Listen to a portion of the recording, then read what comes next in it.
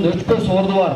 Мөнөк хандын бүгүнкү ачуу ажы менен жакшынакай күн менен баштап алдык. Анда эмесе дал ушул тарыхтан изин жоготпогон ушул Мөнөк хандын ушул арнагы шофер Куран чырып коелук, ана келиңиздер, болду.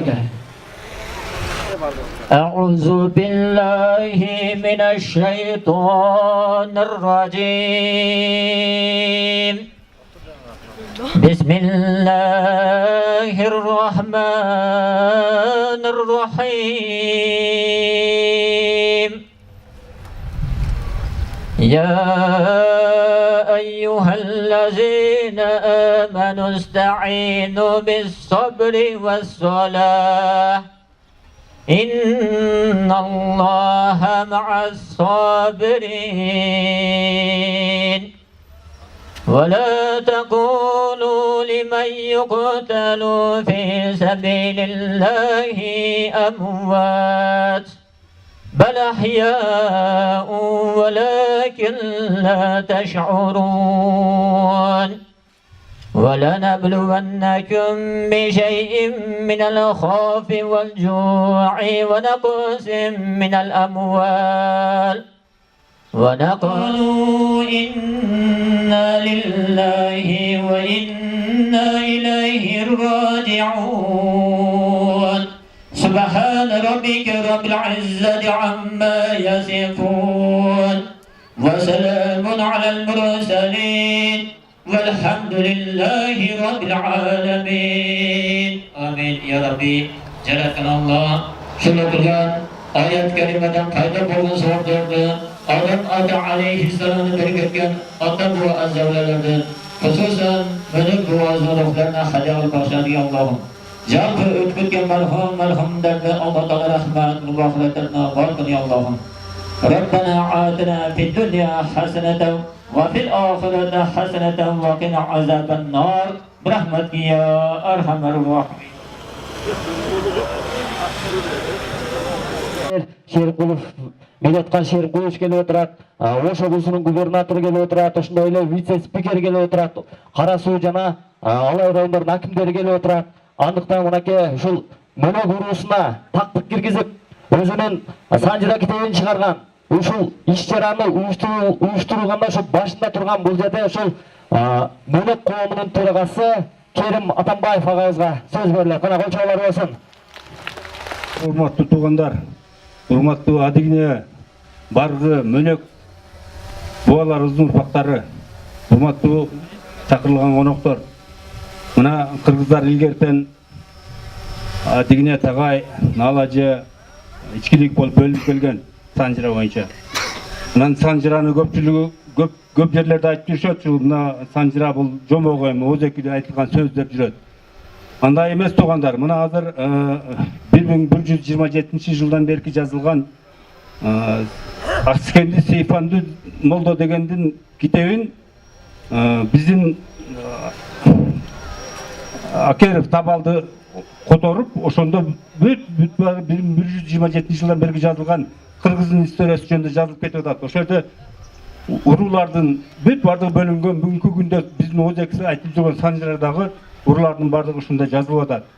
Ошонун арасында мына биздин Мөнөк боюнча дагы бир экөө сөз айтып кетейин башталышында. Мына Мөнөктү биз хан деп атабыз. Көпчүлүк айтып атат, кыргыздарда хан болгон эмес, силер хан деп коюпсуңар дейт.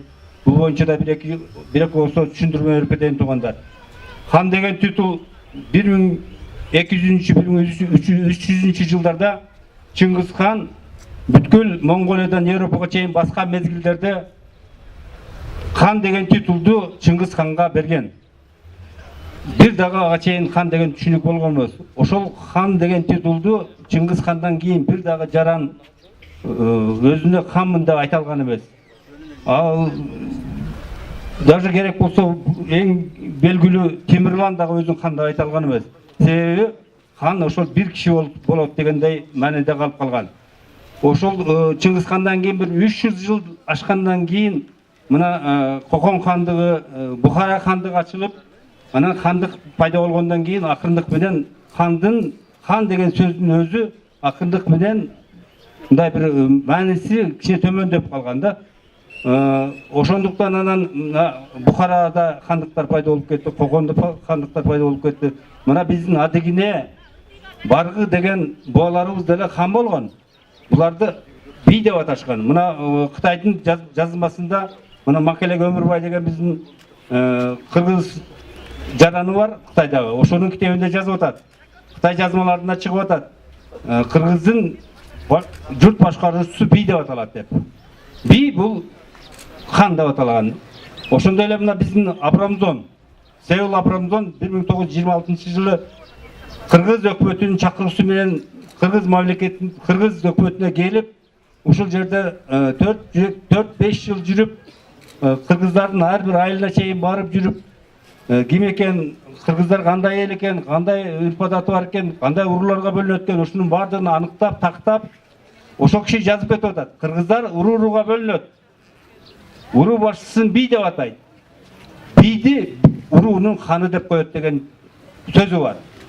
Бул биздин Мөнөк атабызга туура келет. Себеби Мөнөк атабыз ошол убакта би болгон. Бул бийликти чоң атасы Баргыдан алып калат. Баргы өз убагында би болуп, адан мурдан Адигине, мына Адигине түштүк элинин би болгон, Тагай түндүк элинин би болгон. Адигине каза болгондо Тагай келип, мына биздин Алайда каза болгон бул. Алайдан алып келип, тарых боюнча тиги Арсланбекко сөөгүн койдурган экен. Ошондон кийин Адигинеден Баргыга өтөт бийлик. Баргыдан кийин Баргынын эки баласы бар, Сансыз, Сатыке. Сансызга да, Сатыкеге да берилген эмес бул бийлик. Бийлик Мөнөккө өткөн. Мөнөккө өтүп, Мөнөк ошол би болуп туруп, ошол менен өзүнүн уруусунун арасында хан деп аталып калган. Буга дагы бир далил нерсе, 1709 жылы Кокон хандыгы орнойт. Кокон хандыгы орногондо, Кокон хандын башында 1709 жылдан 1713 жылга чейин Шахрух башчылык кылган. Кокон хандыгынын башкаруучусу. Ошол киши 1710 жылы биздин азыркы Кыргыз жергесине сапар тартып келет. Ошол мезгилде биздин Мөнөк хандын хан ордосу азыркы Бешмойнок жайлоосунда болот. Бешмойнок жайлоосунда ошол жактан Шахрук келатканда Мөнөк ушуну тактап билип, келатканын билип, анан өзүнүн бир тууган иниси Кенжекулду жөнөтөт, жолдон тосуп алганга. Кенжекул аны жолдон тосуп алып, анан алып келип үйгө конок кылып, Мөнөк келип, Мөнөк менен учурашып, анан Мөнөк ошол жерден анан бир жакшы конок кылып, сыйлап, бир түн өтүп кеткен үчүн эртеси күнү Шахрук ыраазычылыгын билдирип, анан айтат: "Мен сапардан кайткандан кийин Кенжекулду менин хан ордомо жөнөтүңүз" деп айтып кетет. Ошондон кийин бир топ убакыт өткөндөн кийин Кенжекулду жөнөтүп атканда Мөнөк айтат: "Иним, барганда сен хандын ордосуна барганда ат берсе албагын, байлык берсе албагын, бийлик берсе албагын, кызмат берсе албагын, бизге жер сурагын" деп айтат. Ошол сөз менен барып, тиги немеге хан ордого Шахруктун кабылдамасында болгондо Мөнөктүн айткандай кылып айтып берет. Айтып бергенден кийин Шахрук макулдугун берип, мына азыркы мына Акташ, Кашкар кыштак Акташ айыл өкмөтүндөгү территориядан 20.000 гектар жерди Кокон хандыгынын токтому менен өткөрүп берген. Бүгүнкү күндө ошол токтомдун копиясы бар бизде. Бул да болсо биздин Мөнөктүн хан болгондугу жөнүндө далил. Анан дагы бир далили, Мөнөк Бешмойнокто туруп, ушул мына улуу жибек жолунда турабыз. Мына алыстан келген, мына нарындан, көлдөн келип атат тугандар, мына ушул жол улуу жибек жолу деп аталат. Ушул жол менен барып Кашкарга өтүп, Кытайга өтүп кете турган жол ушул. Ушул жолду Мөнөк көзөмөлгө алып турган. Ушул боюнча Кытай менен алынган каттардын копиясы бар бүгүнкү күндө. Ошол каттар далилдеп турат биздин Мөнөктүн ушул жолдо көзөмөлдөп турган би болгонун, өзүнүн уруусунун ханы болгонун жөнүндө далил бар тугандар. Ошон үчүн биз Мөнөктү хан деп атагандан эч качан биз мындай бир уялбашыбыз керек. Кыргызда хан болгон эмес деген сөзгө мына мен чекит коюп атам. Себеби хандымда ачык айта албаса дагы хан деп айтып келген. Мына 400 кожолукка Рахманкул хан болуп кеткен. Айтылып бүгүнкү күнгө чейин айтып жүрөт. Рахманкул хан деп, Орбон хан деп жүрөт. Бул деле ошо өзүнүн урусунун ханы. Ошондуктан ошонун арасында биздин да мөнөк хан болуп өткөн. Туугандар ушундай. Анан ушул айтып өттүм. Мына неменин мөнөктүн бир тууган агасы Ардай. Ардайдын баласы Асылбаш. Асылбашта мына Бишкекте биздин Кытай менен бүгүнкү күндө айтканда посол элчи. Биздин вице-спикерибиз Нур Бакиров Мирлан, биздин аксакалыбыз Медеткан Шеримкулович, биздин губернаторубуз Талыбек Сарбаш.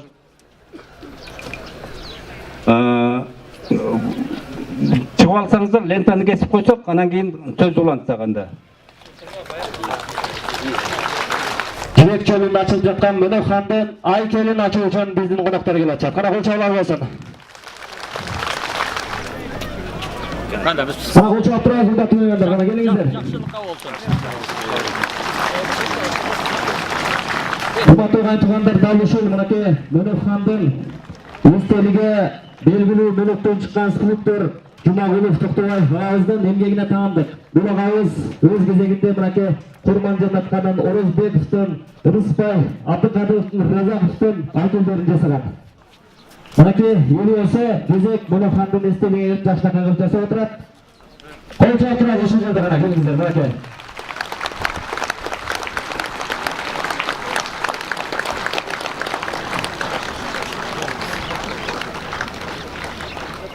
Отыралуу. Отырбайлы. Сөз беребиз, сиз кезек сизде. Жок, жүрөбөт. Сөз көп болсун. Азыр. Биринчиден айта кетип турган сөз, бул эстеликти мындай бир аябай шашылыш болуп калды. Анан убакыт тар болуп калды, ошондуктан мында до конца бүтпөй калды. Бул эстеликти дагы иштей турган жерлери бар, бүтүрө турган жерлери бар. Аны биз аягына чейин бүтүрөбүз. Демек элдин баарын чакырып, элдин баарын приглашение бергенден кийин мероприятияныкка жылдырганга болбой калды, анан ачышка туура келип атат. Айта кетейин, бул эстеликти скульптор Токтобай Жумагулов. Токтобай Жумагулов. Барбы буякта, келчи. Токтобай Жумагулов. Токтобай Жумагулов деген биздин белгилүү Кыргызстандагы скульпторубуз бар. Ошол биздин дагы өзү мөнөк урусунан болот. Ушул жигит өзүнүн группасы менен тынымсыз иштеп, мына 1-2 ай мезгилдин ичинде ушул эстеликти бүтүрүп эме кылды. Ушул агабызга мындай бир таазим этип, рахматыбызды чоң айталы элдин атынан. Ушул жигитибиз ушуну аябай чоң менет менен аткарды. Анан сырткары бул эстеликке 4,5 миллион сомдун тегерегинде акча кетти. Ошол акчага жалпы мына биздин түштүктөгү мөнөк айылдарыбыз, атуулдарыбыз көп жардам берди. Бишкектеги түштүктөн барган биздин атуулдар көп жардам берди. Анан кийин биздин мөнөк кому бар, бу жерде 24 адамдан турган мөнөк кому бар. Бияктагы айылдардан 2-ден 3-төн болуп 24 адам мына 15-жылдан бери иштеп жүрөбүз. Ошол балдардын арасында, ошол балдардын чоң салымы бар. Анан сырткары мына Султанкулов Жапар, Сурапбаев, Керим деген 2 жигитибиз бар. Ушул эстелик монументтин түп жагын толугу менен ушул озелениясы менен өздөрү мойнуна алып, өздөрү бүтүрүп беришти. Андан кийин мына нарындан Таалай Куткаев бир акбоз б жылкы берди бизге кошумча кылып туруп. Талдыктагы бишкектик талдыктардан мына Эркин Осмон деген жигиттерибиз бир б ошол жактан чогултушуп бир б кошушту. Бекжарлык мөнөк балдар Бишкектен Данияр булар бир б кошушту. Анан мөнөк айылы Жуманалы акай баш болгон Бишкектеги балдарыбыздан бир б баш кошту. Андан сырткары биздин Жээнбеков болот. Жээнбеков болот деген инебиз бар. Бул да чоң өзүнүн салымын кошту. Анан сырткары туугандарымда атыңар аталбай калса капа болбогула. Көп мына биздин туугандарыбыздын бардыгы көп салымдарын кошуп ушул эмени ачканга өздөрүнүн салымын кошту. Силерге Алла разы болсун. Рахматымды айтып койгум келет. Рахмат, кылчабылар. Анда эмесе кезектеги сөз Мөнөк уруусунун аксакалы, белгилүү мамлекеттик жана коомдук ишмер Шеримкулов, Медеткан Шеримкуловичке берилет.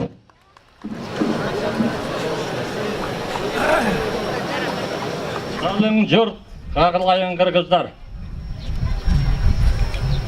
Улуу Алай тоғыр қасының алдында тұрғанда айтып қоя отырған бір екі сөз. Улуу Алай қырқатуысынан ары қарай Гиндукуш, анан Памир, анан Тибет башталады.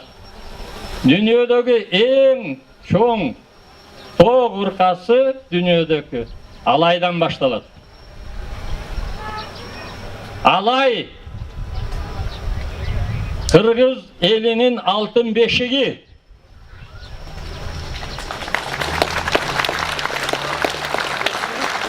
Себеби мына ушу Алайдан адегене тагай нал эжелер.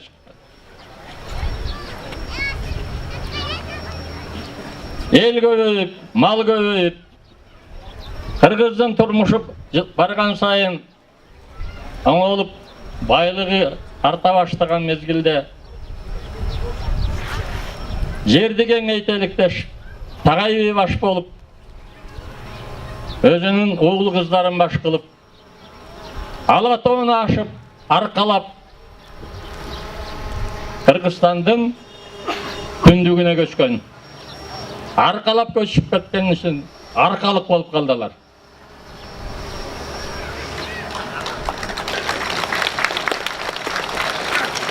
Бүгүн адегене тагайын алеженин тукумдары булар бүт кыргыздар, бүт кыргызстандыктар.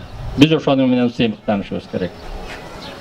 Адегененин 6 уулу, анын ичинен баргы, баргынын ичинен 5 уулу, анын ичинен мына Мөнөк хан деп бул жерде сөз кылып отурат.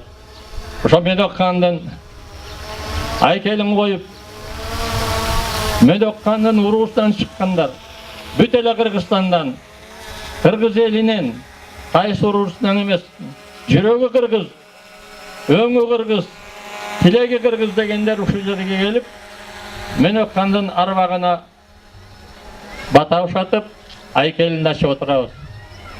Туура эмес түшүнүктөр болбосун. Ушул эле бир уруунун балдары чогулуп алып, өздөрүн өзгөчө көргөзгөнгө жатат деп, көргөзгөнгө аракет кылып жатат деп, андай ой менимче жок. Ар бир адамдын өзүнүн атасы бар, энеси бар, чоң эне, чоң атасы бар. Ар бир адамдын өзүнүн уруусу бар. Биз аны унутпашыбыз керек. Себеби биз кыргыз эли тарыхыбызды ошондой эсептеп калганбыз. Бирок сенин атаң ким? Сенин чоң атаң ким? Сенин урууң ким? Сенин уругуң ким?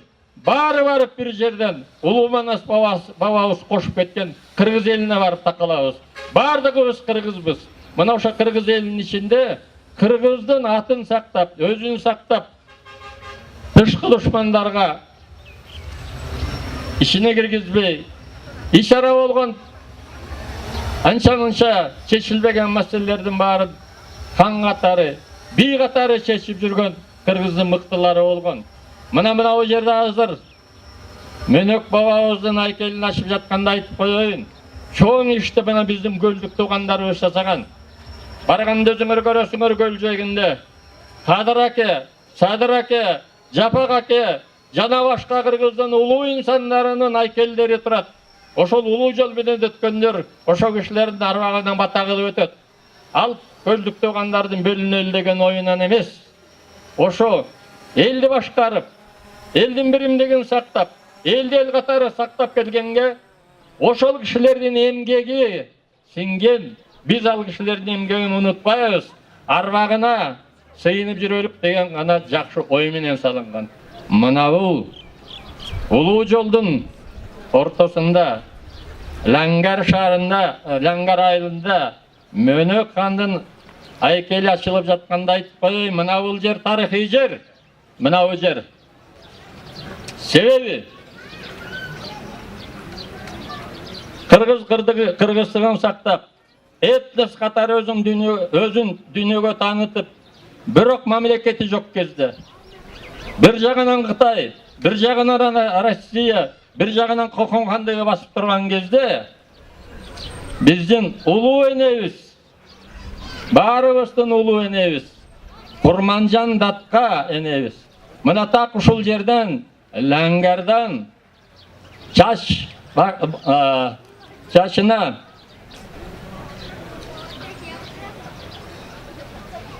он эки шаардын ачкычын байлап, мына ушул жерден келип генерал Скоблев менен жолугуп, кыргыздар, түштүк кыргыздар, Россиянын карабагына өтөрүнө макулдугун берип кеткен.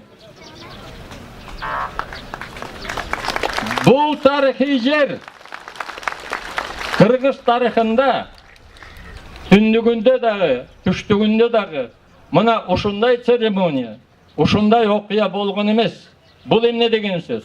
Бул Курманжан энебизди Россия империясы түштүк кыргыздын танышасы катары, түштүк кыргыздын даттасы катары таанып, ошону менен мамлекеттик деңгээлде кол койду деген сөз. Мына улуу энебиздин арбагы болдосун. Кыргыз бүгүн өзүбүзчө мамлекет болдук. Өзүбүзчө эл болдук. Ошол элибиздин биримдиги арта берсин. 1991 жылдын 31 августунда Эгемендүү Кыргыз Республикасын түздүк. Дүйнөдө бүгүн 200дөн ашык мамлекеттердин ичинде желегин желбиретип, туусун көтөрүп, Кыргыз деген мамлекеттин атын даңазалап, биз дүйнөдөгү мамлекеттердин арасында тең укуктуу, суверендүү, көз карандысыз кыргыз мамлекети болуп турабыз. Мына ушул мамлекеттүүлүгүбүз кут болсун. Ушул мамлекеттүүлүгүбүз түбөлүк болсун. Ушул Кыргыз Республикасы деген мамлекетке өзүнүн атын берген Кыргыз эли түбөлүк болсун. Кыргыз эли биримдикте болсун. Бүгүнкү чогулуп отурган калайык калп, мына ушул жерде Атамбаев айтып отурат. Атамбаев дегендердин ичинде да жакшылар болот ушундай. Баарыңарды баш коштуруп ушул жерден той өткөрүп атат. Дүйнөдө канчалаган эл бар. Миллиондогон адамы бар кишилер мамлекети жок жүрөт. Мен алардын атын айтпай эле коеюн. Ошонун ичинде мусулман дининдеги канча эл, миллиондогон эли бар, мамлекети жок. Көз каранды болуп, башка элдин арасында, башка мамлекеттин арасында жүргөнү бар. Кудайдын буйругу экен. Биз ушуга кубанып, мамлекетибизди сыйлап, мамлекетибизди сактап, мунун биримдиги мындан ары чыңдап, дүйнөдө канча мамлекет болбосун, дүйнөдө канча эл болбосун, адамзат бар кезде кыргыз эли түбөлүк болсун, жер үстүндө мамлекеттер болуп турган мезгилде дайыма кыргыз мамлекети боло берсин. Жашасын эгемендүү Кыргызстан. Жашасын ушу Кыргызстанда жашаган кыргыз эли. Жашасын кыргызстандыктар. Кыргызстандыктагы жашаган бүт улуттардын баарын бириктирип, башында турган кыргыз элини Кудай кубат берсин, ыйман берсин, ырыс берсин, мамлекетибиз мындан ары гүлдөсүн. Жогоруда Медаткан Шерикулович айткандай, дал ушул аймакта бир катар тарыхый окуялар катталып, тарыхый чечимдер кабыл алынган деп кетти. Дал ушул тарыхый аймакта азыркы учурда башкарып жаткан, азыркы учурда тейлеп өзүнүн чечимдерин кабыл алып жаткан бул жерде Ош облусунун губернатору Сарыбашев Талайбек Насырбекович келип отурат. Аны эмесе сөз Ош облусунун губернатору Сарыбашев Талайбек Насырбековичте. Келиңиз.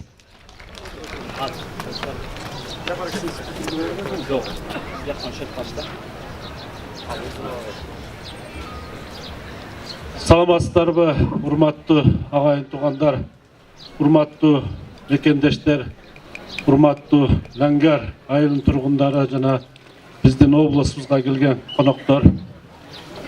Бүгүн ушу Лаңгер айылында жакшынакай салтанаттуу майрам болуп атат.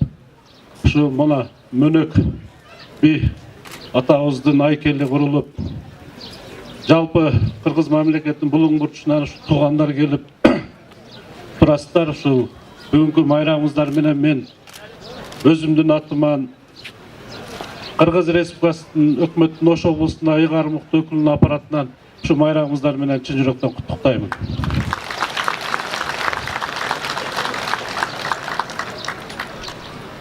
Мен алайда 8 жыл иштедим. 8 жылда ушу алайдагы Ленин айыл өкмөтүндө Мурдаш деген айыл бар. Ошол жерде биздин Мөнөк туугандар бар.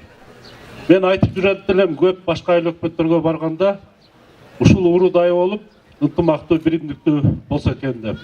Бүгүн мына турмуш өзү тастыктады. Жалпы Кыргызстандагы Мөнөк уруусунан таркаган урпактар мына биримдикке келип, жакшы ой максат менен ушу мына Мөнөк бийдин айкелин куруп коелу деп. Кыргыз айрыкча биздин жаштар мына ата бабабыз айтып жүрөт, жет атаңды билгин деп. Ушул тарыхын билип койгон бул эң туура нерсе да. Мына жогоруда биз урматтап сыйлаган, жалпы кыргыз эли урматтап сыйлаган сыймыктанган агабыз, мамлекеттик коомдук ишмер Медеткар Шеримкулович буга чейин дагы кайсы жерде болбосун кыргыздарды ушул биримдикке чакырып, ынтымакчылыкка чакырып, жакшы сөзүн айтып, биздин төрүбүздө жүрөт. Мына бүгүн дагы келип жакшы сөзүн айтты. Мен чоң ыраазычылык билдирем. Ошондой эле мына ушул айкелди тургузуп, элди жакшы ой менен биримдикке чакырган уюштуруучуларга мына айтып атат. Керим агабыз баш болгон ушул жердеги аттары аталып кетпеген ушу эл үчүн, туугандары үчүн жардамын берсе керек. Акчалай ушу болбоду дегенде ушул айылдан келип, ушуга мен дагы салым кошуп коеюн деп ушул жер курулуп атканда жардам берсе керек. Мына аталарыбыз, апаларыбыз ушу айран сүтүн берсе керек. Бул дагы ушуга кошулган жардам болот. Мен баардыгыңарга рахмат айтам. Биздин мен дагы чакырылып, анан бүгүн атайын ушул сиздерди урматтап сыйлап, ушу белгилүү адамдар келип атса, мына вице-спикерибиз Мирлан мырзалар келип атса, анан биз дагы барып ушул туугандарыбызга жакшы сөз, каалоо тилегибизди айтып коелу деп жакшы ой тилек менен келдик туугандар. Биз кыргыз эли, кыргыз мамлекети бактылуу элбиз, жогоруда Медеткар Шеримкулович айткандай. Себеби биздин өзүбүздүн мамлекетибиз, калда салт, үрп адатыбыз бар элбиз. Бул чоң жетишкендик. Канча деген дүйнөдө 25, 30, 40 миллион калкы менен өзүнүн мамлекети жок жүргөн элдерди көрүп атабыз туугандар. Ошон үчүн ушул биздин Кудайым берген кыргыз мамлекетибизди Кудай колдосун. Кыргыз мамлекетибиз өңгөн, өскөн мамлекеттердин катарына кошулсун. Мына бүгүнкү күндө биздин урматтуу президенти Сооронбай Шарипович шайланып 2018 жылды аймактарды өнүктүрүү жылы деп ушул жакшы программанын үстүндө иштеп атабыз. Мына бардыгыбыз биригип.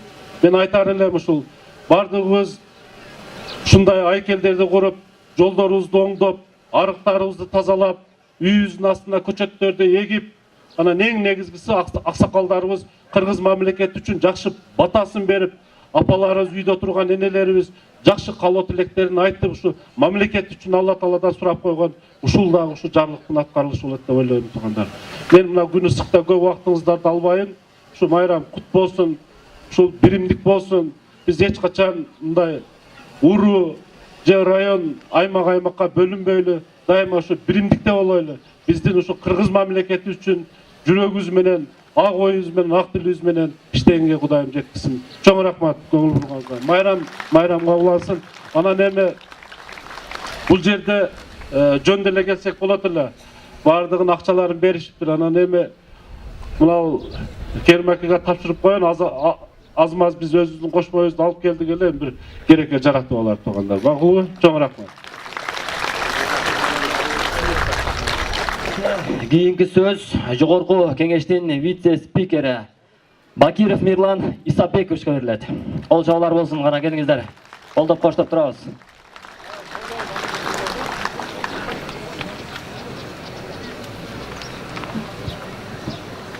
Арбаңыздар, кадырлуу кыргыз эли, ак калпак жан аталар, абалар, ак элекчен апалар.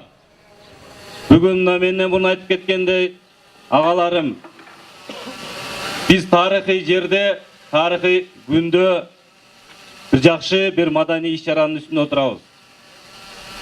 Мен мунга чейин Медеткан Шеримкуловичти кыргыз элинин мыкты уулу, легендардуу парламенттин төрагасы катары билсем, бүгүн Мөнөк урусунун аксакал катары билип отурам.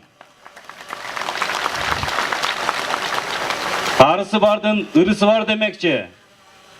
Мына ушундай уурудан мыкты уулдар чыккан экен, бул албетте сыймык. Уурунуктун философиясы эмнеде? Атаң ким да тегин ким деп сурайт кыргыз элинде. Мына ошол урунун жүзүн жери каратпай, мына ошол элдин, айылдын жүзүн жери каратпай, кыз бергенде, уул үйлөгөндө ошонго маани берип келген кыргыз эли. Философия мына ошондо, урматтуу туугандар. Бүгүнкү жыйындын философиясы эмнеде? Мына аз айтып кетти, нарындан, чүйдөн, таластан, көлдөн коноктор келип отурат. Бул деген сөз кыргыз элибиз бир экендигибиз. Айыл менен айыл катташайлы, балдарыбызды, урпактарыбызды бири-биринен тааныштырайлы. Келечекте унутта калып кетпесин деп, мындай ынтымак кылайлы деген максатта болуп атат. Мен чүйдө болгон мааракеде да катыштым. Эң мааниси ошондо экенине баа берип, бүгүнкү күнү мына жогорку кеңеш төраганын орун басары катарда келип, сиздердин алдыңыздарда сөз сүйлөп отурам. Албетте, биздин кылымдарды каарыткан кыргыз элинин тарыхы бир да тамыры бир. Биздин эгемендүү мамлекетибиздин келечеги ар бирибиздин жүрөгүбүздө, мамлекетибиз өнүксүн деген бул биримдик, ынтымак. Урматтуу, кадырлуу кыргыз эли, мына биздин жаштар өсүп келаткан муун, мына ошол келечекте дагы ушул ата бабадан калган салтты улап, насаат, ошол сугарылып, мындайча айтканда ар дайым биримдикте болсун деген каалоо, тилекти айтмакчымын. Бар болуңуздар, мына ушул жерде уюштуруучу топко Керим агабызды мен сыйлайм, урматтайм. Бул киши коомдук ишмер, ишкер. Качан болсун ушу кыргыз элине бир керегим жарасын. Ишкерликте боло башкада деп жүргөндүгү үчүн мен таазим этип чакыруусуна келип отурам. Бүгүнкү жакшы мааракеңиздер кут болсун, мындан дагы улансын, ынтымагыңыздар бекем болсун. Жалпы мамлекетибизде тынчтык, асманыбыз ачык болсун, урматтуу туугандар. Бар болуңуздар. Жана айтылып кетти, эми аттары жылкы кошуп атыптыр, башка кошуп атыптыр. Биз жогорку кеңештен жылкын жетелеп келе албадык. Бирок ушул мамлекеттик наам, ардак грамота деген бар. Мына ошондон кем калбаган. Кыргыз Республикасынын жогорку кеңешинин ардак грамотасы менен көп жылдык үзүрлүү эмгеги, Кыргыз Республикасынын социалдык, экономикалык өнүгүшүнө кошкон олуттуу салымы жана жигердүү коомдук ишмердиги үчүн Керим Жанакович Атамбаев Кыргыз Республикасынын жогорку кеңешинин ардак грамотасы менен сыйлансын. Кыргыз Республикасынын жогорку кеңешинин төрагасы Жумабеков Дастан Артисбекович, ушу тапшырып койгонго уруксат этиңиздер.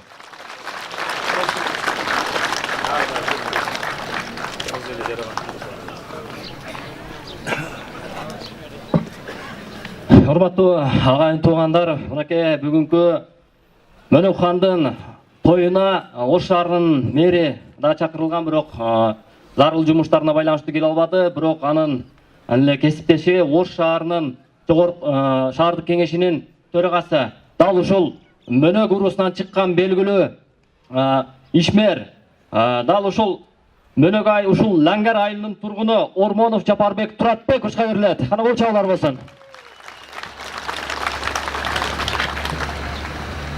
Скульптор Токтогул аке болсо бул жака чыгып койсоңуз. Ассаламу алейкум, урматтуу алыс жакындан келген коноктор, урматтуу кадырлуу Медетхан Шеримкулович, урматтуу Талайбек Насырбекович, Милан Сабейкович, жалпы эле коноктор, биринчиден биз сиздерди ушул улуу жибек жолунда жайгашкан биздин сыймыктуу Лаңгар айылыбызга кош келипсиздер демекчибиз. Элибизде жакшы сөз бар. Канча пут кирсе, ошончо кут кирет дейт. Биз да сүйүнүп турабыз. Анын башталышы мына сиздер менен айылыбызга жакшы кут береке келтат. Башталышы бул атабыздын айкели. Кыргыз элинин өзгөчөлүгү, бийиктиги, тазалыгы бул кыргыз эли өзүнүн бир туугандарына, жакындарына жана ошондой эле негизси элдин түптөлүшүнө негиз болгон санжырасына өзгөчө сый урмат менен мамиле кылгандыгында. Илгертен биздин ата бабаларыбыз өзүнүн баскан жолун, басып өткөн жолун, ошондой эле тарыхын, үрп адатын, када салтын, негизси элдин ынтымакчылыгы үчүн бир дасторконго отуруп, жайрашып, ошону кийинки муундарга калтырып кеткен. Мына иш-чара бүгүн бизде дагы ушул уланып жатат десек, биз жаңышпайбыз. Андыктан бүгүнкү тоюңуздар кут болсун, элибизде тынчтык, аманчылык, тойлор боло берсин. Рахмат көңүл бурсаңызга. Урматтуу агай туугандар, мынакей бүгүнкү тойго Жогорку кеңештин депутаты, Кара суу ынтымак коомунун төрагасы Абжалов Алиарбек Токобековичти чакырган эле, бирок ал жумушта байланыштуу келе албай, анын орун басары Райымжан Курбанов агабыз келип атат. Кана келиңиз.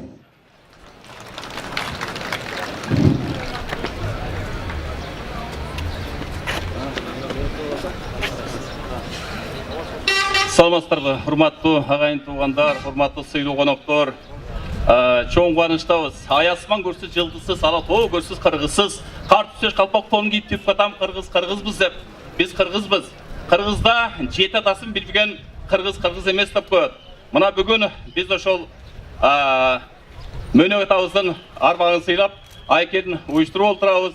Мына азыр жана көрдүңүздөр, ошол Мөнөк хандын урпагы Медетхан агабыз, легендарлуу парламенттин төрагасы, көрүнүктүү мамлекеттик жана коомдук ишмер, учурунда Азербайжан менен Армения согушуп жатканда ошону токтотушуна себепкер болгон Медетхан агабыз ушул биздин кыргыз үчүн, кыргыздын тарыхы жөнүндө бир жакшы салмактуу сөздөрүн айтты.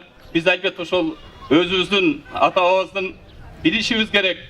Мен эме азыр Алпаров жигит баса белгилеп айткандай, жалпарыңыздарды Кыргыз Республикасынын жогорку кеңешинин депутаты, Кара суу ынтымак коомунун төрагасы Алиарбек Абжалиев мырзаны чын дилинен куттуктайм. Бул жерде мен орун басар эмесмин, орун басар Осмон Сурапбаев деген азамат жигитибиз катышып олтурат, бирок мага сүйлөшкө туура келип жатат. Анан эми Керим ага, сиз чындыгында могу элге ушунда таанекер болуп турасыз. Караңызчы, бүгүнкү ушул Лаңгар айылына мынакей көлдөн, нарындан, чүйдөн биздин ушул сыйлуу конокторубуз келип отурушат. Мындай алганда биз кыргыз баягындай түндүк түштүк эмес, ошо көрсө ынтымак экенбиз, бекемдигибиз кайра чыңдалып атат. Сизге Керим ага терең ыраазычылык билдиребиз. Анан эми баарыңыздарды бүгүнкү тоюңуздар менен куттуктайбыз. Мен айтайын, мен дайым ушул кыргыз тили деп келем. Жүрөгүбүз ушу Кыргызстан, кыргыз тили деп соксун, кыргыз деп соксун деп дайым ошол мен сөз сүйлөбөй эле, көбөйтпөй эле, ошол Зайырбек Ажыматтын дагы бир жолу ошол биз кыргызбыз, сыйын таанып жүрөлү деп men Kırgızmın tügönörde tütөгөн, men Kırgızmın jok bolordu güçөгön, men Kırgızmın, tarıхым бар, tilim var, mezgillerden oy şunkurun tüzөгөн, men Kırgızmın jönököyümün ulumun, mertitpegen eşen azap ulumun, kılımdarga ulat keter el göçün, Kırgızmın ben her manaska muğunmun. Oşonduktan kayırlan men sağa, göter baştı, ulutaşım kandaşım, göküröktü, ulunamız kaynasın, her bir Kırgız amanatı manastın, kan tukumu kul kaylanıp kalmasın. Karşı turup kataldıklar ırgıtsa, kaçırıp bir tarıklarga turmuşka, bütün döy bir tilik emez ulu jurt. Bir de sözünce olmasın Kırgızça, bücürevey, göter başı jarkıldap, nur şaysın can diline altınca, sen padişah, padişahsın, ak konu beni, padişahsın ey Kırgız, ata olurun, teğür bergen, altın tak. Var oldu.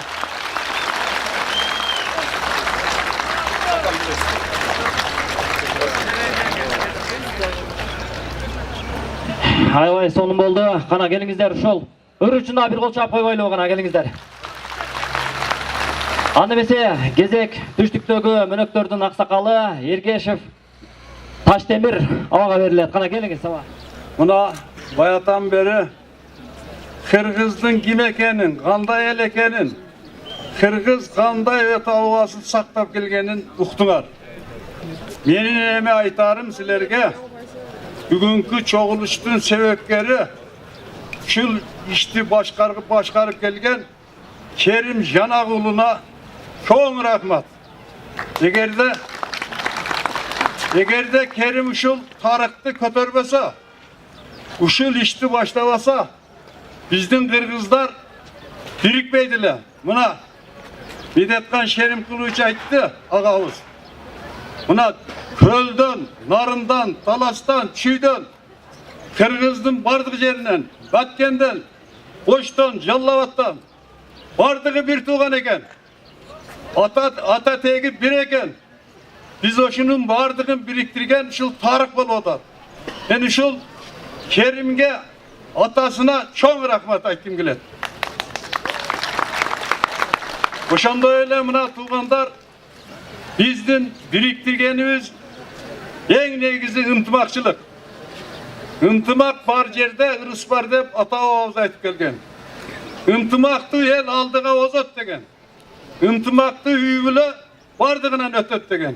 Oşan üçün bardık Kırgızlar bir cengden kol çıkarıp bir cakadan baş çıkarıp elimizde ıntımaka kolduk. Eldin tınçtığın geleceğin oylayduk. Ayrıkça yaşlar aynar. Buna Tarık emleken tanı atasınlar. Tarık kanday bolgonun biliyor atasınlar. Gelecekte silerdiki. Gelecek aldı da Kırgız eli kanday eleken nuktunar. Dünyaya tanılgan nuktunar. Kimler arkalı tanılgan nuktunar. Buna bugünkü günde şuga sebepker olgan azamatlar, bel beylegen yigitler. Buna aykeldin az ele günde turguzu koydu. Geçe 3 pazar Murum Gülcer'in yeri tüzdölgön ele. Buna 3 pazardın içinde şu aykeldi turguzu bizgin gözümüzge görgözdü. Bir yerde Cenab-ı Abdücabbar, belki Surapbayev, Kerim degen azamatlar buna aytıp öttü. Beldi katı beyladı. Ondan dışarı toy edip ança çıkımın götürgen azamatlar var. Barın arga rahmat ata bağın arbayı olsun. Bugünkü günde şu alış çuğuktan gelen tuğanlar Medetkan Bayke, Medetkan Ağa de koyayın. Sizge çok rahmat. Sizden salımınız bir o sözünüz şu yaşlarga dere, gayrat, güç, kuvvet. Oşan için siz baş bulup Mönögeli'nin, Atigine'nin şu Kırgız'ın başını biriktirip atasın. Buna hazır aytıp ketmedi mi? Armeniyada, Azerbaycan'da bolgon soğuştu bir vakta orunga gelgen. Bul bardığın geltirgen adamdın birinci gensoluğu, ikinci tili. Til degen öte çoğun derse. Arkanday joğunu til kaytarat. Arkanday ıntımakçılıkты ketirgende til biriktiret. Ошон үчүн сиз башкарып келген мына чүйдөн келген депутаттын замы Бакировго, ошондой эле мына областан келген, райондан келген акимдерге сиздерге чоң рахмат айтам элдин атынан. Дайыма элдин башын бириктирип, келечекте Кыргыз элин дүнүйөгө чоң ийгилик менен жактырганга эл үндөп кетем. Бар болуңуздар, тил болуңуздар. Урматтуу агай туугандар, мынакей бүгүнкү тойго Кыргызстандын булуң бурчунан бүт ошо мөнөктөр келишти. Алардын катарында мынакей Чүйдөн келди, Ыстык көлдөн келди, Нарындан келди. Анда эмесе ошол Чүйдөгү мөнөктөрдүн атынан мамлекеттик жана коомдук ишмер Кулов Темирбек Асанбековичти чакырабыз. Ошондой эле Ыстык көлдөн, Нарындан келген коноктор чакырабыз. Кана келиңиздер. Бүт мынакей мөнөктөрдү топтоп ушул жерге алып келип атат. Кана келиңиз. Алардын катарында мынакей биздин Чүйдөн келген конокторубуз да келип калды. Азыр Нарындан келген, анан Ыстык көлдөн келген конокторду чакырабыз. Жалпы келиңиздер. Чоң салтанатка бизди чакыргандарга биз Акбура менен Асылбаштын тукумунан тараган өкүлдөрү келип отурабыз. Медеткан Байкабаш болуп. Сиздерге чоң рахмат. Бул бүгүнкү кылган ишиңер, Керим мырза. Анда калган инелер, туугандар ушул эстеликти урганга жардам берген инелерибизге бардыңарга чоң ыраазычылык билдиргибиз келет. Чоң иш жасадыңар. Бул иш туугандардын арасында, жалпы элдин арасында жакшы сөзгө ээ болдуңар. Туугандардын арасында жакшы из калтырып атасыңар. Себеби ана Байкем айтып кеткендей, бул ата бабабызды билүү, аларды урматтоо, аларды сыйлоо, аларды эскерүү биздин элибиздин табиятында, тарыхында, маданиятында жана балдарды тарбиялоо тарабында өзүнчө бир салт болуп калган. Ошондуктан ушул чоң иш жасаганын себеби деп айтып атканым ошол. Бул урууну билүү, жалпы эле коомдо, жалпы коомдо урууну билгендерди ошол коомдун, жамааттын татыктуу мүчөсү болуп билинген мурун. Биз азыр айтып атабыз, ата бабабызды билүү Кыргыз элинин тарыхы дейт. Ошол себептен Мөнөк хандын мезгили кандай мезгилде жашаган? Ал мезгил Кыргыз элине өтө эле оор жылдар болуптур. Ошол жылдары Кыргызстандын түштүгүндө дагы, түндүгүндө дагы, жалпы Орто Азияда калмактардын баскынчыл убактысы болгон экен. Ошол мезгилде Мөнөк хан Кыргыз элинин намысын коргогон, жерибизди коргогон, ушундай мезгилде кызмат элдин башында турган экен. Андан кийин Кокон хандыгынын бийлиги келип, Кокон хандыгына туруштук берген. Ошол жасап аткан саясатына каршылык көрсөткөн ушу Мөнөк атабыз болгон экен. Кайта турганыбыз бизден баргы атабыз менден кийин элдин башында ким болот деп балдардын арасынан, неберелердин арасынан тандап, арасынан жөндөмдүүлүгү бар баланы Мөнөктү тандап өзүнүн ак өргөсүн алдырып алып, тарбиялап, ушундай менден кийин элдин башында болсун деген бир жакшы тарбия берген экен. Муну айтканы менен жалпы ошол баргы атабыз негизинен даанышман адам болгон экен.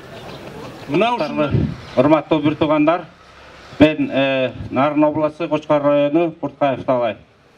Урматтуу бир туугандар, Кыргызда жакшы бир сөз бар. Акылман өтөт, сыр калат, акындар өтөт, ыр калат дейт. Бул тарыхта калыш үчүн Ополтоодо эмгек жасаш керек экенин баардыгыбыз билебиз.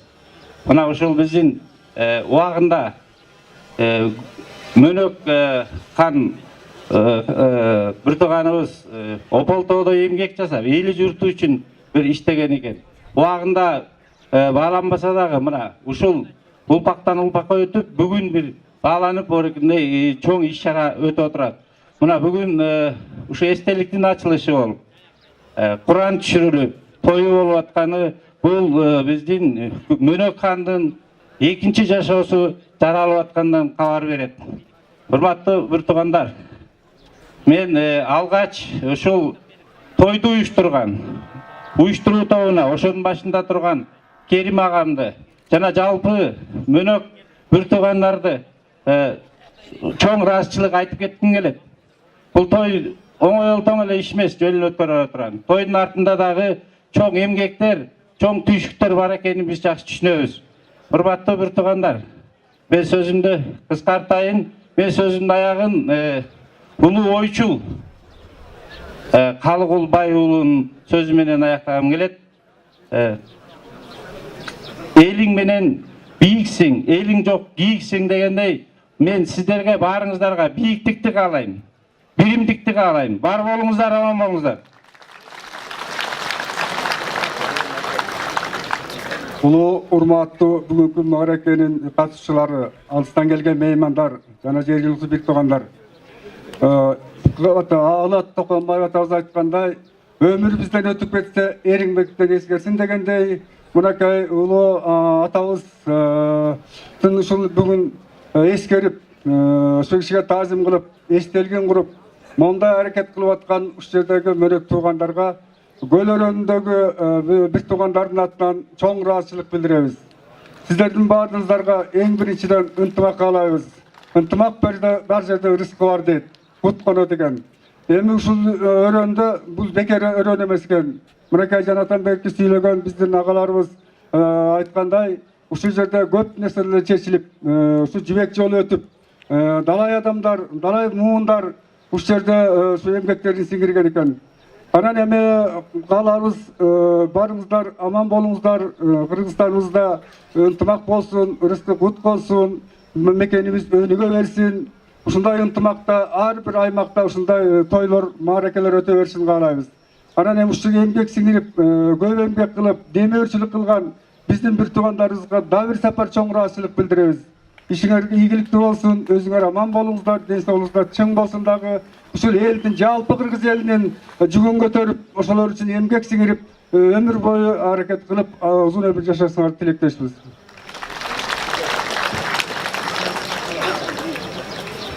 Айланайын бир туугандарым. Биз Актала районунан келдик. Актала районунда бир 12 элет үчүн адигине бар болчу. Биз ошол Мөнөк экенибизди да билген эмеспиз. Уруңар ким десе, биз адигине эстеп койчубуз. Анан ошол аталардын санжырасынын негизинде өзүмдүн атам дагы кетеринде айтып кеткен. Өмүр бою ушул туугандарыма бара албай калдым деп кетти да. Анан ушу кетип аткан кетелекте мурун бир айтты, санжыра жазып жүргөн, а кишиники чыгып газеталарга санжырага да кошулду. Ошондо айтты, Айланайын, эң улуу кызы мен элем да, мен барбай калдым.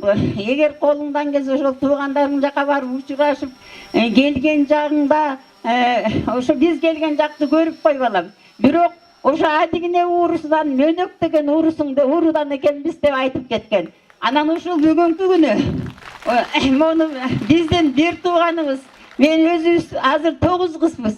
Ошол 9 кыздын ичинен эрте көбүгүз жок болсо дагы Керим ушинтип зант этип,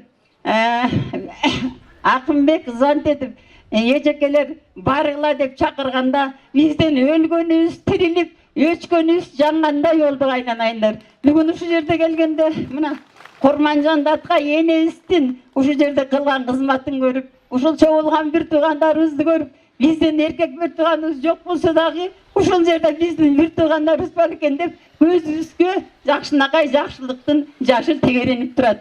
Эми айланып кетейин бир туугандарым, инелерим, ушул мен деле 70-тен ашып 72 жашын жашап жатам. Ушул кезде мен атамдын айтып кеткен мурасын ишке ашырайын деп эки сиңдимди алып алып, инелеримди алып алып ушул жерде турабыз. Эмне дейин эми Айланайын, ушул кыргыз элибиз өнсүн, ушундай урпактарыбыз көбөйсүн. Биздин 6 миллион эмес, биздин кыргыз элибиз 60 миллионго жетсин. Анан ушул биздин кичинекей алып келген мелегибиз бар эле, Керим Айланайын. Узун учуң узарсын, ден соолугуң бекең болсун, өмүрүң узак болсун. Ошол ак карлуу ала тоосундай болуп, ошол атаңдын арбагы колдосун. Кыргызда айтат, өлгөндөр мейинше, тирүүлөр кубанбайт деп. Sen ошол өлгөн адамдарды тирилтип мейинтип атасың. Ал эми сен ушунча эл сени уюштурган үчүн сен эмес биз кубанып атабыз сага, анчалык андан да экисе кубаныч болуш керек. Эми баарыңарга ден соолук каалайм. Баарыңар аман болгула, бар болгула, эч качан оорубагыла. Ушул жаркырап мынакей биздин Мөнөк экен деп экс-спикер кыргыздын ушундай бир сыйлыктана турган баласы Медеткан Шеримкулов дагы ушул Мөнөк урусунан экен, спикер дагы ушул Мөнөк урусунан экен деп биз ушундай сыйлыктанып, мен азыр Гагариндей болуп эле космоско учканы турам айланайындар. Бар болгула, аман болгула.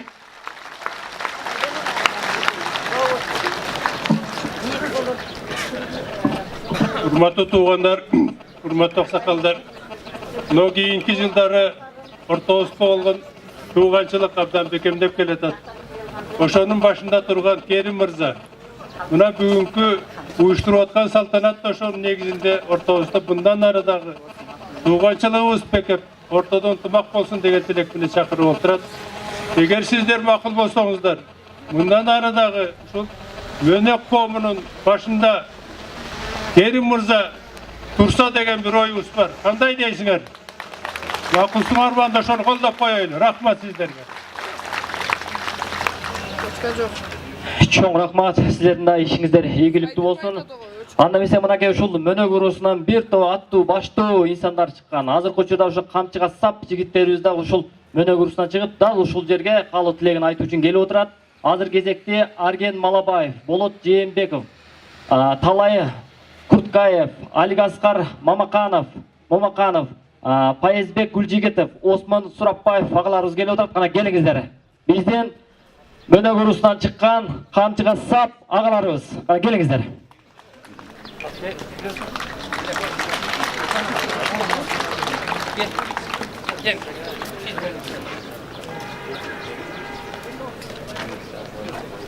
Мынакей урматтуу агайын туугандар, Мөнөктүн жигиттери.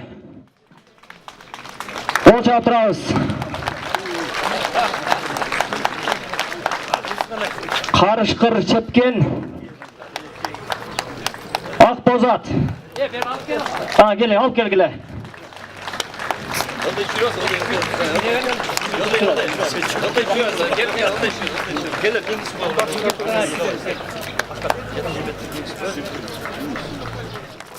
Агайын илери.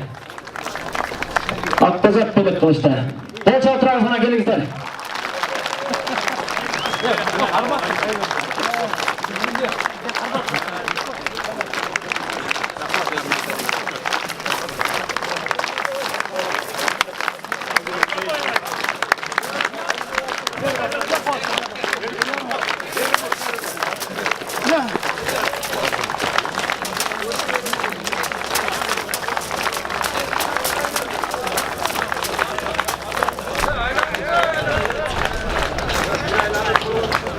Мынан кийинки тапшырма ушул болуп калды окшойт мага.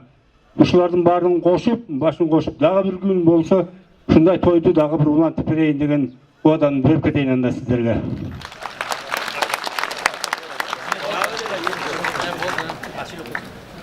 Саламатсыздарбы, урматтуу агайын туугандар. Мына чүйдөн, ошо көлдөн, нарындан келген биринчи ыраазычылык билдиргим келет, ушу туугандарыбыз келген үчүн. Мына мен өзүм эле алсам, мен мына бүгүн канча тууганды ашырып отурам. Мынандай мен туугандарымды ашырып отурам. Мына төрдө отурган туугандарымды ашырып отурам мен. Бүгүн мен үчүн сүйүнүчтүү күн. Себеби мен мына эртең мен аэропортко келсем, мына биздин агабыз, Медеткан агабыз туруптур. Мен өзүм түшүмө да келген эмесмин, ушул киши менен, ушул кишинин жанында турам деп. Мен бүгүн ушул киши менен жанында отуруп, жанында учуп келдим. Ушунчалык сыймыктанып атам ушул агама. Ошон үчүн мына туугандар, мына эми бири-бирибизди билип калдык. Мына көпчүлүгүңүздөр мына туугандарыңыз мына алла өрөөнүнө келген эмессиздер. Мына бүгүн барып мына Лелектен Лангар мына Мурдаш айылын барып көрөсүздөр. мына сиздин туугандарыңыздар кандай жерде, кандай сулуу жерде жашаган жерин бүгүн көрөсүздөр. Рахмат. Агаларыбыздын арасына мынакей Бишкектен Асылбаш айылынан келген Аласкар Момоконов агабызга берели. Кана келиңиз. Рахмат, біз туғандар, салам алейкумдер. Мына бүгін біз абдан қуанып атабыз. Біз ушундай бүгін жакшынакай ушу Мөнөк хандын айкелин ачып, ушул жерде менин алдымда айтылып кеткен сөздөр, мына агаларыбыз, аталарыбыз биз билбеген сөздөрдүн баарын айтып бизди бүгүн абдан кубантты. Эмне дейбиз? Бул жөн эле оңой турган жок. Мунун артында мына жаңы эле айтып кетпедикпи? Бизди мына Керим Атамбаев турду артыбызда. Ушу баарыбызды үндөп, баарыбызды ушу тартып, ушундай атабызга айкел ачалы, ушундай жакшынакай бир туугандарды чогулталы. Биягы Көлдөн, Таластан, Нарындан, мына жаңы эле эжебиз айтып кетпедиби? Акталадан келген эжебиз. Ушунчалык эле кубанып, биз Мөнөктөнбүз. Биз Мөнөк биздин ушунча тууганыбыз көп экен деп, менин атам айткан, ушу жерди көрүп кой деп. Биз да чынын айтканда бүгүн Сокулуктан келип атабыз, Чүйдөн келип атабыз. Ушунча элди көрүп, ушунча бир туугандарды көрүп, биз да кубанычта болуп атабыз. Эмне дейбиз? Баарыңыздарга Кудай ден соолук берсин, тынччылык берсин, аман бололу. Ар дайым ушундай жакшынакай жерлерде жолугуп, ушундай жакшынакай айкелдерге ар дайым Куран түшүнүп жүрөлү. Ошону каалайм баарыңыздарга. Рахмат баарыңыздарга. Урматтуу агайын туугандар, мынакей бүгүнкү Мөнөк хандын айкелинин ачылышынын расмий биринчи бөлүгү аяктады. Ал эми экинчи бөлүгү Момореке ошол мектептин астында чоң театрлаштырылган оюн зал концерт менен коштолот. Анда эмесе сиздерди ошол жактан күтөйлү. Чоң рахмат. Кана кол чаап коелучу кана Керим агабызга.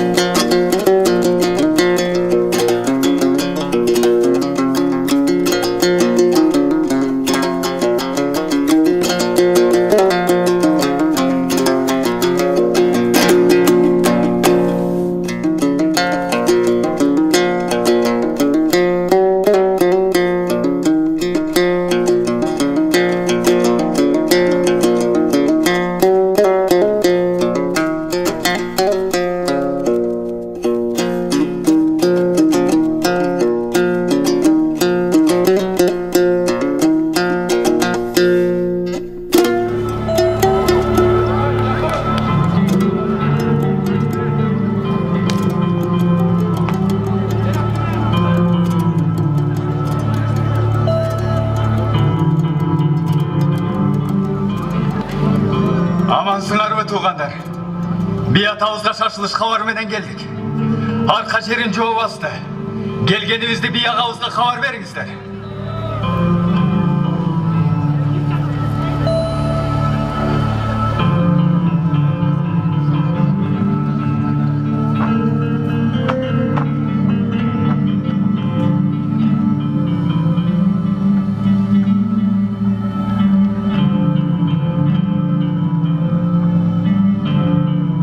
Amansızbı beyim?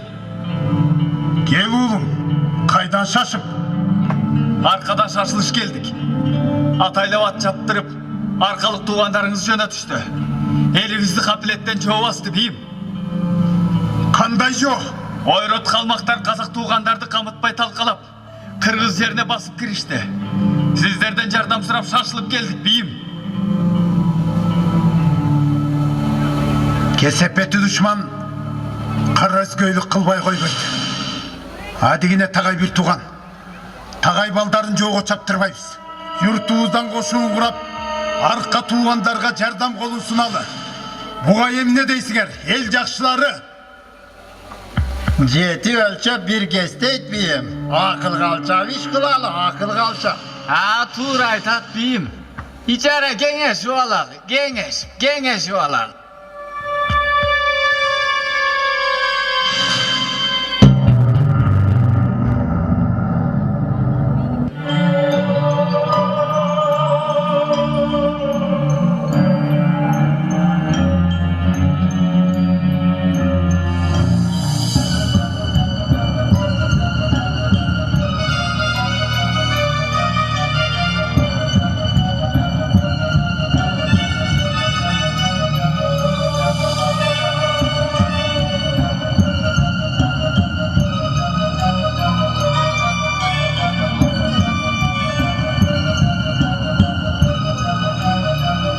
Seçim çıkarınız beyim.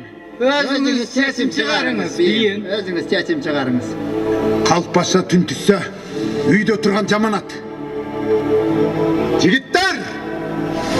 Alay, Anjiyan, Aksaymağındagılarga at çaptırgıla. Oң sol, içkilik Kıpçak tuğanlar, at köylük, kural jarakları menen tügöl dayardık menen gelişsin. Көп болот бейim. Er azamatlar kuralını alıp gülüklerin minişsin. Жарайт.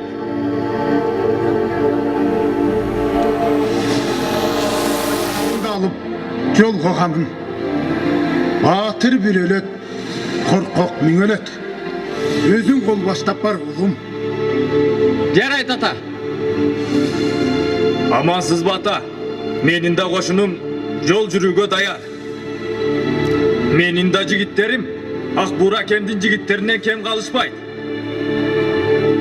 Ardayaba, Akburanı жалгызdatпай, asıl başты koş beriniz. Asıl baş артынан barsın.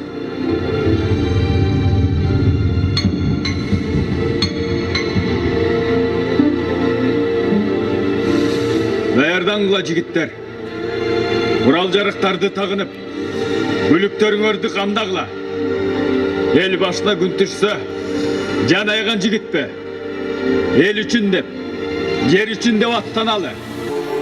Oşol elde, yerdi korgoo bizdi milletimiz. Ata baba muras kılıp kaltırıp ketken yerde, düşmandarga teveletpey, kiyinki muğunga muras kılıp ötkörüp berele. Yaratkan özü koldop, elimiz üçün, yerimiz üçün can berele. Attanalı jigitler.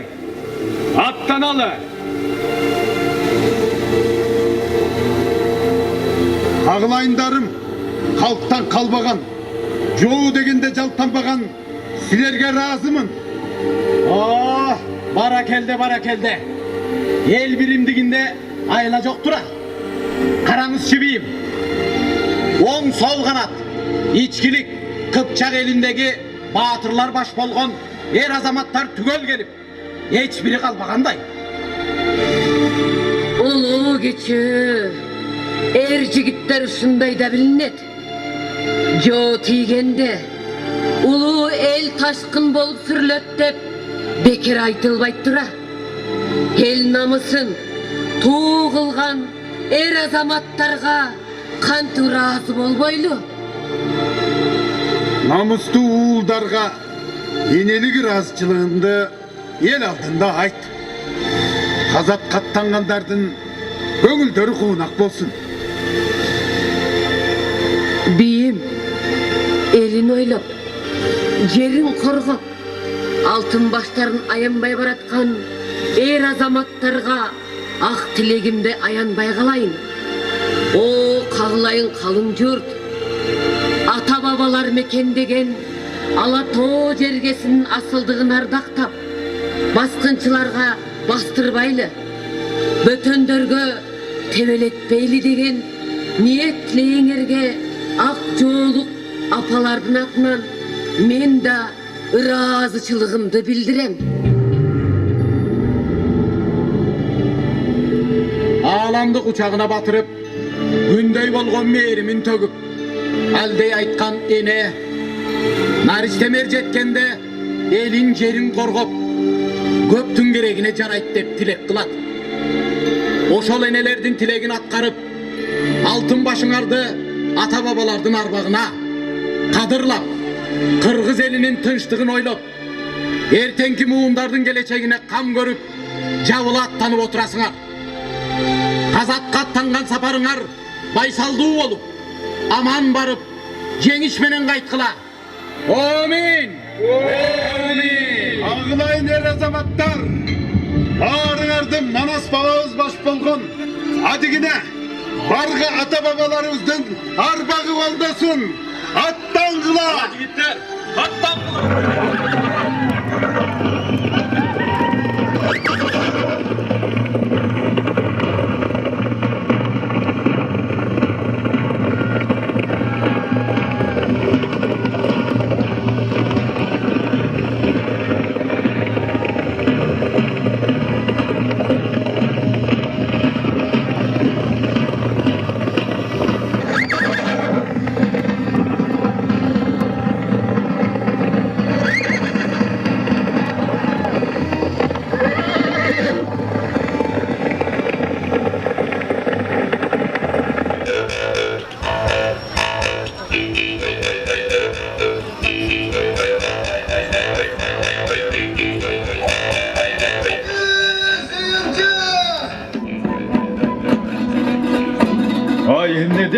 Oylanayın, aytkanın bolsun emne bolgon suyucu. Arka tuğanlar geliptir. Koy onda bige kavar vergile.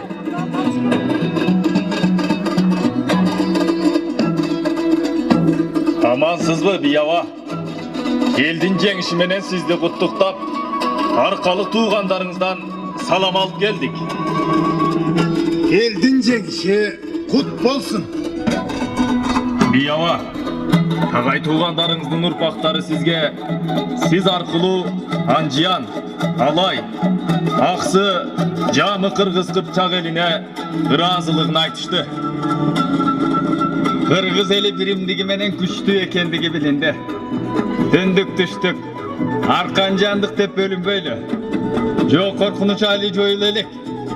Мөнөк бийдин эки уулу Асыл баш менен ак буураны биз жигиттерге кол башчы кылып алып калдык.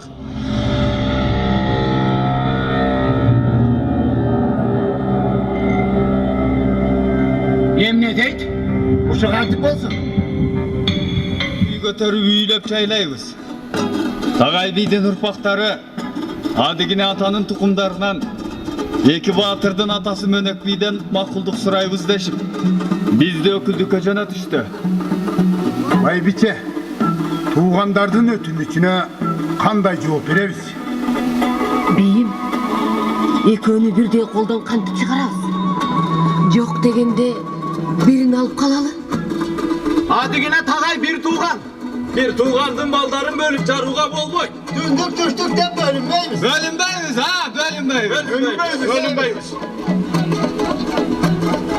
Элден өткөн кенендик жок. El razı, biz razı. Rahmat Baybiçe. Rahmat. Razımın silerge eli jurt.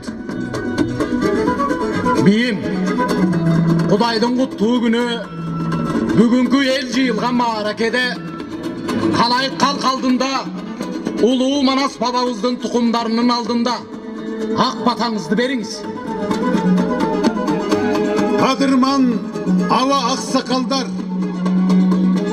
kaplet, elimiz erkin el atalıp, egemendikten jelege asmanımızda jelbirep durat. Өлкөбүз өнүгүүгө ишенимдүү кадам таштап, элибиздин жашоосу күндөн күнгө жакшырып, Kırgız eli ıntыбak bilen birimdiktin jana dostluktun mekeni katarı büt bağrına malum boldu. Hasiyetli Alatoğ jergebizde ıntыбak, ıyman rızkı, tüölüktü orun alsın.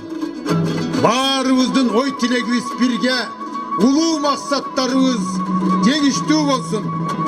Birimdigimizge göz tüybesin, doğu etmesin. Elimizin geleceği genç olup, örkünde össün. Örüşüz maldanğa, yurtuğuz bakıtqa, baylıqa, ıntыбak birimdikке dolu olsun.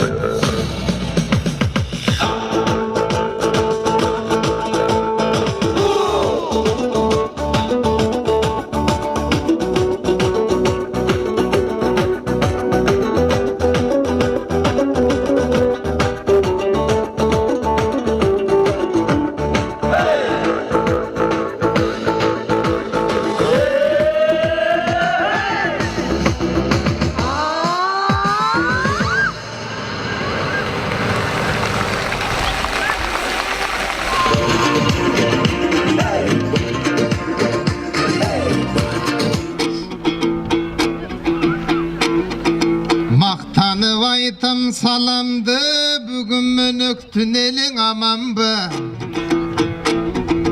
Desem hiç kim kol çapbayt uyat kılıp adamdı. Mına kol çap kalkım koldosu bugün ırda vastan kalambı. Kaydan çığa kaldı dep tan kalıp karab olturbay. Halakan çap tosu al oşul saraydan çıkkan balangdı.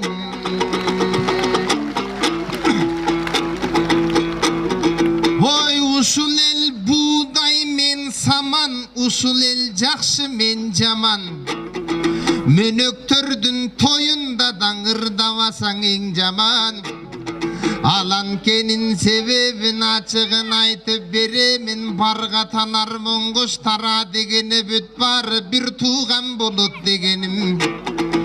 Emine bu Оке мөнөк Кудай берди мырза кеден балдары сансыз менен сатекең аталардан тараган тарыгын сүйлөп бул жерден үйрөнүп туратар адам андаңага ушуң улуу журттун урпагы эгемен элбиз эзелтен эч кимге башын ийбеген ааламдын элин кыдырсаң мөнөктүң адам жок бир да билбеген бүгүн ошондой мына кашыңда ырдайынчы төкмөлөп Кудайым берген үн менен куттуктайым барыңды жашың менен карыңды бүгүнкү эң сонун майрам күн менен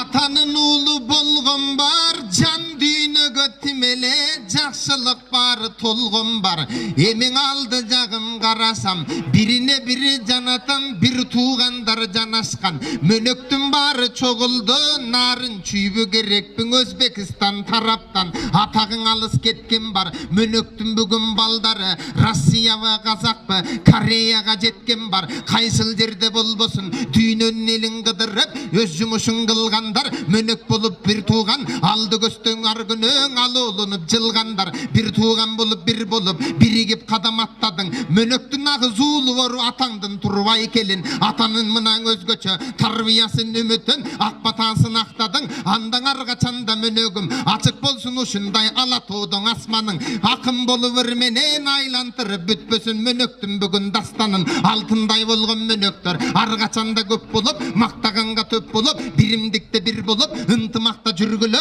бири бириңди бүт өмүр бир туугандар ушинтип бүгүнкүдөй сүйгүлө өрнөктүү болуп жүрсө экен мөнөктөн бүгүн тараган ушундай сонун үй бүлө алды жактан азыр бир тарыхында көрдүңөр азын оолагаларга жакшылап көңүл бөлдүңөр аталар мына керекпи ушул күндү керекпи жанын атап беришкен урпагым уланып кетсин эртең деп канын атап беришкен а биз болсо бул күнү бирикпейбиз неликтен ошондуктан келгиле тарыхка мынан таасын ой жакшылап аны бергиле мынаңаң урпагы болуп татыктуу биримдикте бир болуп ынтымакта калалы ала тоолуң асманда бүгүнкүдөй бир болуп жылдыз болуп жаналы ырдап аткан өзгөчө бул кеченин уюштурган ар бир жандын ушундай жакшы болду талабы эми баарыңарды чакырган Кудайым сүйгөн асыл жан алмадай баштын ичине өзгөчө мөнөктөрдүн тарыхын санжырасын батырган Керимдей болгон агабыз ал кишини башында комустаңырдап калабыз аман болсун бар болсун жүздөн ашып чал болсун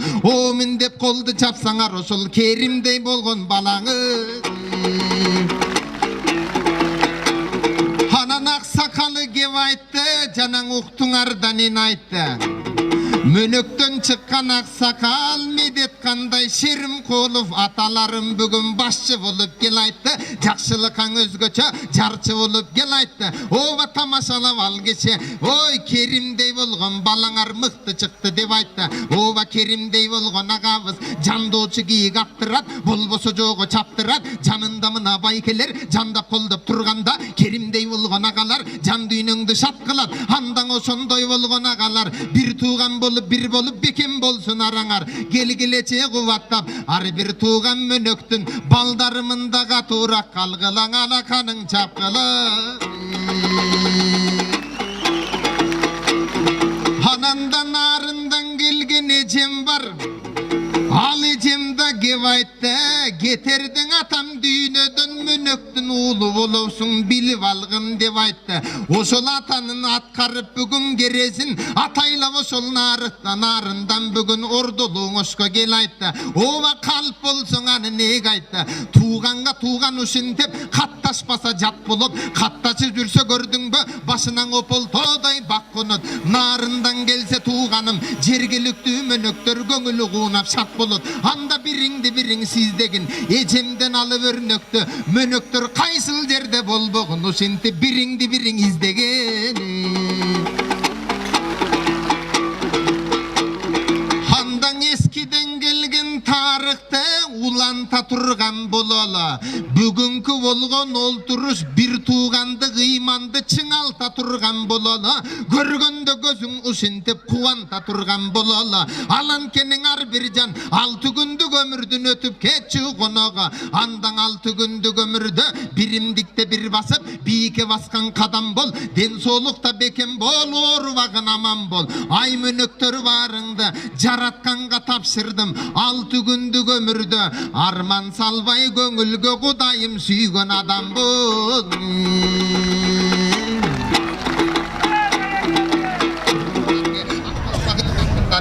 Бүгін түшпөгөн биримдикте бир болуп мага күтпөгөн жолугун салып башына көрүнүп көз татына бал мөнөк балдарын агала баскан чачына айын энелер үйүңдүн ичин шаңгылган үмүттүн жандырган мөнөктү көбөйткөн ошол энелерге жан курман алаканча койгула мөнөктөрдүн балдарын көбөйтүрүп төрөгөн энелерим катышкан өрнөктү коймуна.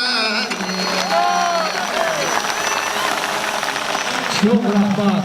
Mönöktörдүн жактап мактап отырган Төкбакын уулугар Идрис Айтбаев болуп чагылар. Анда эмесе сахнада Алайдын кулуну 10-чу аткаруучу Өсөр Козиев.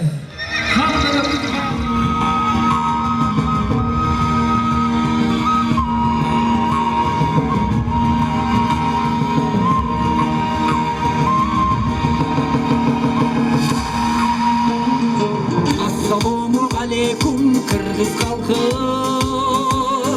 Kılımdardı karıtan ata saltın Urpaktarga uğuzup ulantalı Jar salalı han mönük Jar salalı han mönük Jar salalı han mönük Dan azasın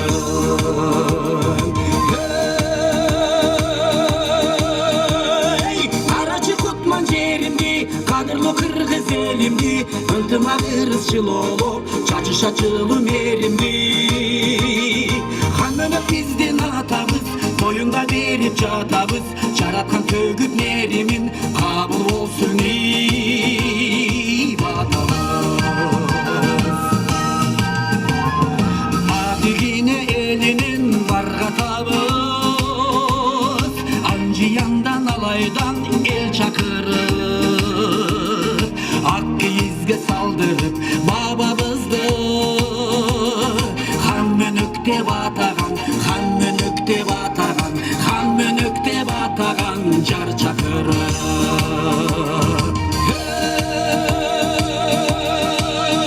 Hey Karaçı kutman jerimdi Kadırlı kırgız elimdi Öntüm ağırız çılolup Çacı şaçılı merimdi Hanmönök bizdin atabız Toyunda verip çatabız Jaratkan tөгüp merimin Kabul olsun ibatamız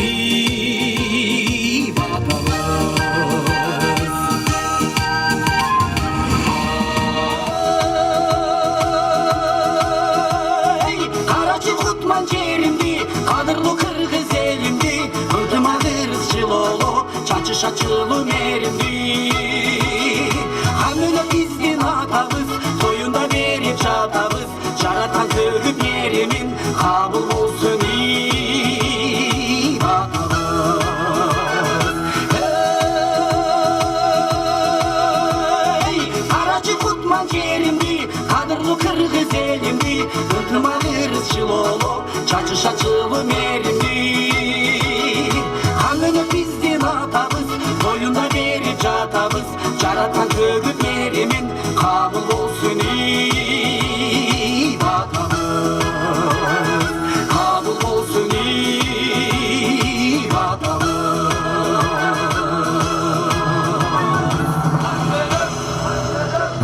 Rahmat. Анда эмесе мына ушу сөзүн жазган Алайлык Мурдаштын кулуну болот. Тагай ака Рыспаев деген ушу бир айдан бери ушу патриот жигит. Ошон үчүн ушу Тагай ака да бир кол чаап койсоңуздар. Ушул жаратып, бирди жараттык эле. Эмесе мына биздин Алайдагы ушундай хан мөнөктү баалаган, сонун жерде жашаган ушу эл болот. Ошон үчүн мен дагы ушу Алайга дагы бүгүн барабыз. Анда эмесе Алайда дагы сиздерди күтөбүз. Şu Tagay aka da uyuşturucu tovunun müçösü. Ошон үчүн келиңиздер бүгүн Алайга баралы. Анда эмесе кеттик, Алайга барып келсек.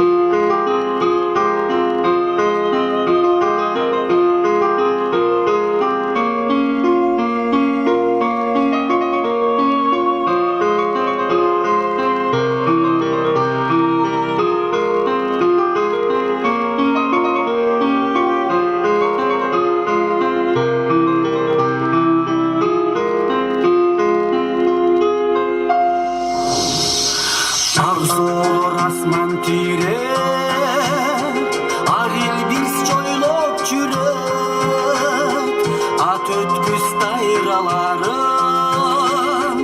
арқарлар бойлап жүрөт қар кетпес сасқаларда қай берен ойнап жүрөт қар кетпес сасқаларда қай берен оттоп жүрөт менде бир сонун ой бар алайга барып келсек арчалуу токойлорун аралап басып келсек асманга тийип турган айылга жатып келсек жолугуп туугандарга сагынычты жазып келсек ак сакал карыялар алардын наркы башка ар намыстуу тутушат алайдын салты башка арстандай жигиттери эч качан кайтпай тарткан ай түстүү перилери алмашкыз асыл затка менде бир сонун ой бар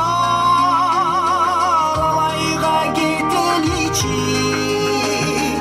ак бозат минип алып айга чейин жетеличи ак булут минип алып дүйнөнү кезеличи арулук тазалыкты аламга себеличи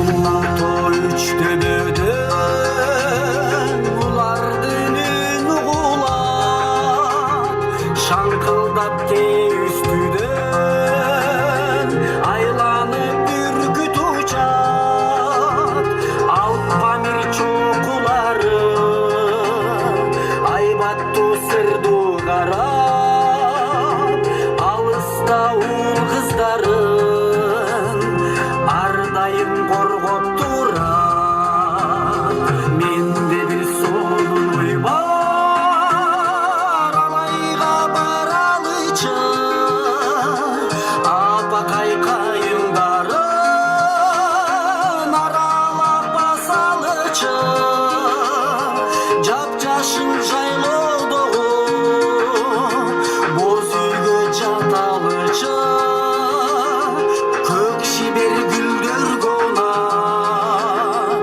жер жазып кайталычы менде бир сонун ой бар алайга барып келсек ак кайың арчаларын аралап басып келсек асманга тийип турган айылга жатып келсек жолугуп туугандарга сагынычты жазып келсек жолугуп чердештерге сагынычты жазып келсек жолугуп курдаштарга кубанып кайтып келсек рахмат Мөнөктүн желеги ар дайыма ушундай желегиңер желбиреп жүрө берсин. Кол чабуулар болсун гана ырчыларыбызга. Анда эмесе мынакей азыр кезек маданияттын мыкты кызматкери Зульфия Карыбекова эжебизде. Ана кол чабуулар болсун.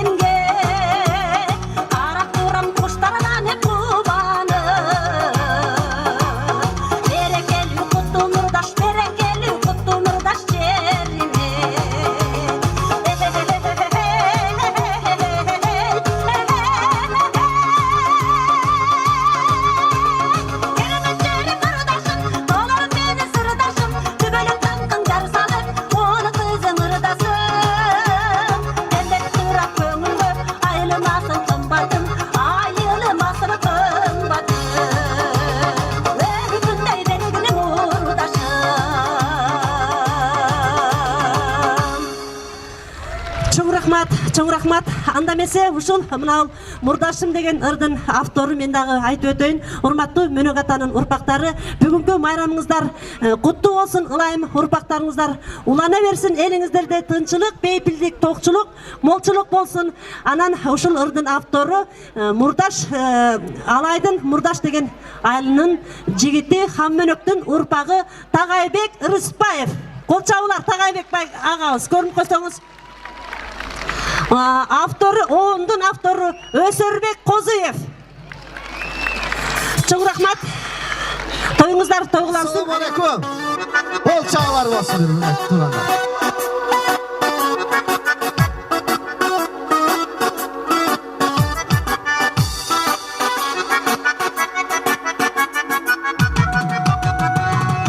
Elin üçün ayanbastan canın bergensin.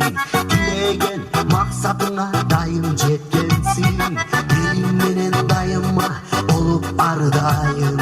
Tumbu gündü saktap gelgensin. Kılındardı garıtkan sensin Atacurt. Kırgız atın tanıtkan ey sensin Atacurt. Kırgız elge güç vergen sensin Atacurt. Kıyın bizde çıdağan ey sensin Atacurt. Sensin Atacurt.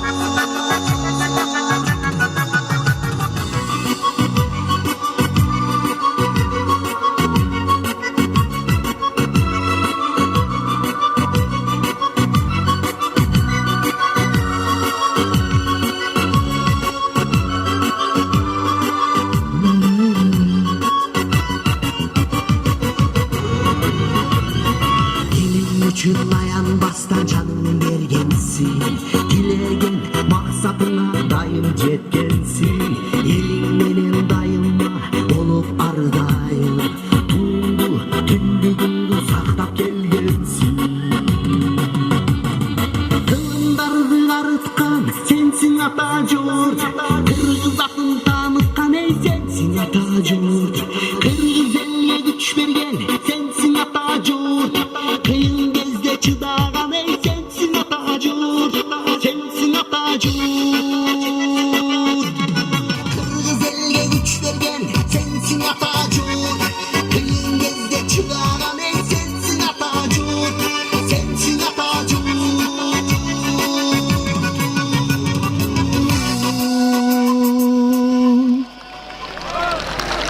Çok rahmat. Andan keyinki ырдала тургандар дагы деле болсо сиздер үчүн арналмакчы жигит анты дегендерди тартылып калды. Тойлор боласың. Кол чап турасыз, канекей келиңиздер. Концерттин маанайында кылып отуруп келиңиздер.